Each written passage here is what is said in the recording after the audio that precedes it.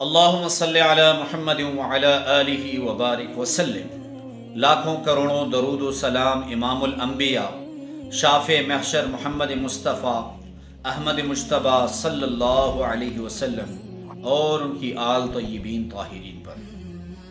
امام ابن کثیر رحمۃ اللہ علیہ اپنی شہرہ آفاق کتاب تفسیر ابن کثیر میں نقل کرتے ہیں حضرت طاؤس مشہور راوی احادیث کے متعلق۔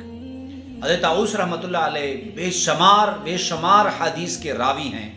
حضرت طاؤس رحمۃ اللہ علیہ فرماتے ہیں کہ امام زین العابدین رحمۃ اللہ علیہ کے متعلق مشہور تھا کہ وہ کچھ ایسے الفاظ سے دعا مانگتے ہیں کہ اللہ رب العزت ان کی دعا ضرور قبول فرماتے ہیں۔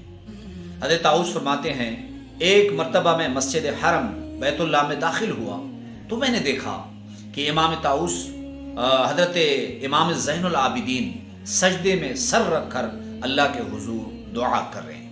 حضرت طاؤس فرماتے ہیں میں نے سوچا اچھا موقع ہے کہ میں ان کے وہ الفاظ سن لوں اور ان کے ذریعے خود بھی دعا کروں۔ تو امام طاؤس فرماتے ہیں کہ میں امام زین العابدین رحمۃ اللہ علیہ کے قریب گیا، وہ سجدے میں دعا مانگ رہے تھے، میں نے اپنا کان ان کے قریب لگایا تو میں نے وہ الفاظ یاد کر لیے۔ اس کے بعد امام طاؤس رحمۃ اللہ علیہ اللہ کی ذات کی قسم کھا کے کہتے ہیں کہ دنیا میں زندگی میں مجھے جب بھی بڑی پریشانی آئی تو الحمدللہ ان الفاظ سے میں نے دعا مانگی، اللہ رب العزت نے میری دعا قبول فرمائی، وہ بڑی سی بڑی پریشانی، وہ بڑی سی بڑی مصیبت اللہ رب العزت نے دور فرمائی۔ تو وہ الفاظ کیا ہیں؟